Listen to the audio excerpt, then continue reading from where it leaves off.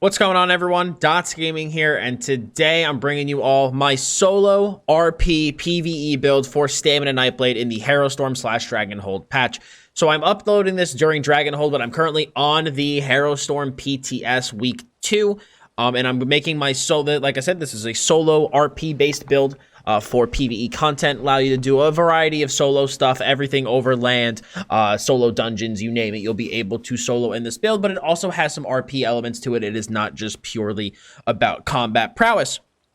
And I'm going to show you guys a demonstration of this build being used. I have a solo Fungal Grotto 1 at the end of this, so you guys can see that the build can solo, but I am going to just indicate one change after that I wanted to make after that solo run, and I'll tell you guys what it is here when we go over the build. I just wanted to make one change, particularly to an enchant, but otherwise everything that you will see in that run is going to be used here.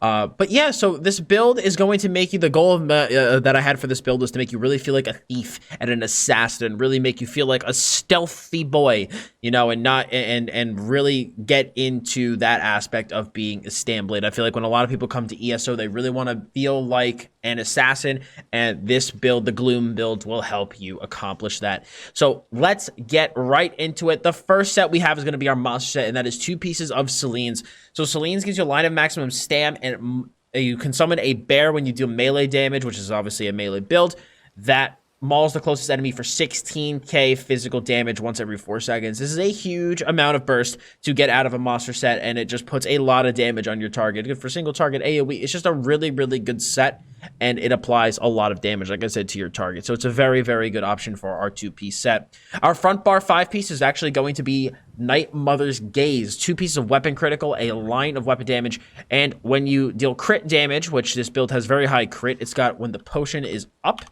it's got about 63.5% crit. When you deal critical damage, you apply major fracture to the enemy, reducing their physical resistance by 50 to 80 for 6 seconds. So you are able to get that major fracture up on the target. Nightblades don't have that at a base, so I did want to get it from somewhere in order to, you know, make sure that we have as much damage on our target as possible, and Night Mother's Gaze helps with that, and especially because we will be critting like crazy, this will be up 100% of the time. Now, our more RP 5-piece that we have on the build is going to be Night Mother's Embrace. We have Night Mother's Gaze and Night Mother's Embrace. This is a line of maximum stam, 2 lines of weapon damage, a line of stamina recovery, and it reduces the radius. You can be detected while sneaking by 2 meters and reduces the cost of sneak by 25%. This is going to make it really easy for you to sneak around dungeons, avoid mobs, just be able to stealth around without worrying about being caught, especially if you do also play a Khajiit. This just adds onto the Khajiit passive and makes you really, really difficult to detect. So it's a really, really good 5-piece for that true thief / assassin style. Be able to pickpocket better, be able to assassinate targets out in overland without worrying about getting caught. So Night Mother's Embrace will help with that. Now, obviously, our back bar bow is going to be a bit challenging to get. If you have it, though, I would recommend using it. If you don't, I'm going to recommend a secondary option, and that is going to be the Maelstrom bow. So the Maelstrom bow increases the damage that volley deals by 320 each tick, and this bonus increases by 110 every time volley does tick. This is just a really good 2-piece for increasing your AoE damage, and I did have to include it on the optimal loadout for the build, just simply because of how much damage it really does add. Obviously, if you can't acquire this bow, the agility bow is also a perfectly suitable substitute. Get that, you know, extra 1700 plus stamina on that back bar. Or you could also run the caustic arrow bow, which is the master bow from DSA, if you get that. But optimally, a maelstrom bow should be used if you can get it. But like I said, if you cannot, agility will work perfectly fine. Now, in terms of gear weights and all that jazz, we are running 2 pieces of heavy for our Selines gear, and we are running 5 pieces of medium. We have 1 health enchant and 6 stamina enchants, and we have all divines. We have 3 robust on the jewelry with 3 weapon damage, and we have 2 daggers on the front bar for maximum crit. We have precise with poison damage, and now this is where the enchant changes come in. You're going to want to do sharpened with the weapon and spell damage glyph, and infuse with an absorb stamina glyph. I did find that in certain situations, my stamina regen wasn't necessarily what I wanted it to be when I was soloing. So having the extra regen here on that back bar bow, I think, is going to be really beneficial. So I would put the absorb stam glyph on the back bar, And I would put the Berserker glyph on the front bar, and that's also on this offhand weapon, and that's also indicated in the written guide. Moving on to our skills. We have Surprise Attack. Surprise Attack is obviously going to be our spammable. If you're flanking an enemy, you shred through a small portion of their armor, reducing their physical resistance by 5%, but for 10 seconds, and attacking with Surprise Attack while sneaking or invisible stuns the enemy for 3 seconds and sets them off balance, and this deals about 8.8k physical damage unbuffed. So this is just our spammable, helps us keep up our major resolve as well to keep us tanky. So it is a very good skill to help us deal damage. We are running Blood Craze as our dual wield skill from the dual wield line. I really like having Blood Craze when I solo. It not only adds another dot onto the build, but you also get a nice hot over time. And especially if you apply Blood Craze to multiple people, you have multiple sources of that hot ticking on you at once over that 10-second period. So it's a really good way to add not only damage, but healing onto the build. We, of course, are running Relentless Focus. So you focus your senses for a minute, reducing your damage taken by 2% with every light or heavy attack dealt up to 5 times. While active, hitting 5 or light or heavy attacks converts this into Assassin's Scourge, allowing you to fire the Spectral Arrow for half cost that deals 16.3k disease damage and heals for 33% of the damage dealt if you're within 7 meters. So this is our big burst skill when we stack it up to 5 times, and it also gives us a heal when we fire it off. We are running Killer's Blade as our execute. This deals 300% more damage to enemies below 25% health. 4.4k obviously unbuffed, but like I said, that gets tripled when you're attacking an enemy below 25%. And this heals you for 4k-ish if the enemy dies within 2 seconds of being struck. So this will help heal you and keep you topped off while you're executing enemies going throughout your adventures. Finally, we are running Power Extraction as our form of Major Brutality. Like I did say in my Magic and DK solo PvE build, I always want to make sure that these builds are as cost-effective as possible in order to use. So I will always be trying to include a form of Major Brutality in the or sorcery in the skills. And so we are running Power Extraction. This is going to not only be an AoE spammable for us, but it's also going to give us those buffs, and it's going to decrease the weapon and spell damage of everybody hitting us by 200 for 8 seconds. So this is going to make our enemies that we are fighting weaker. So it is really, really good for all of those reasons. I've been really, really liking this skill. If you're, not a fan of Power Extraction, or maybe you just want to get your weapon damage boost from pots, I would just instead run, probably run Whirling Blades. Run Whirling Blades in this spot. And that'll be could be an AoE execute if you want that. You could always replace Killer's Blade with something else, but you can sub this out if you don't want to use it. There's a lot of various options, but I do really, really like Power Extraction for this setup.